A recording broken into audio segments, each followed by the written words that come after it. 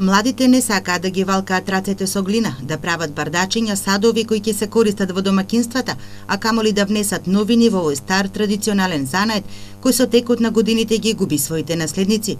Грнчарството одумира, мајсторите кои останаа да работат сега може да се избројат на прсти. Главно обстојува во рамките на семејните бизниси, а последниве неколку генерации грнчари стравуваат дека ќе нема кој да ги замени. Вие сте грнчар, вие ги правите? Да. Еден од ретките кои што ги има во источниот регион. Веќе последните веќе. Колку овој занает е ваша традиција? Па уште од прадедо. Па дедо, татко, па ние. Тежок ли овој занает? Има ли интерес за него? Интерес нема. Ние сме више тие последните. Грнчарот Лазаревски од малкумината останати во овој занает вели дека од грнчарство може добро да се живее. Па исплати се. Исплати се.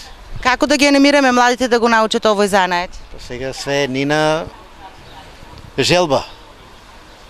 Ако сака да работат, ќе работат. Може ли да се живее од овој занает според вас? Па живее се има. Сега да не се плакаме, ама има. Живеачка. Повеќе млади да работат. Немат желба. Прво немат желба за работа. Според него, доколку овој еснав би имал помош од државата, можеби ќе се зголеми интересот кај младите, кои сега барале професии кои се атрактивни и носат добра заработувачка.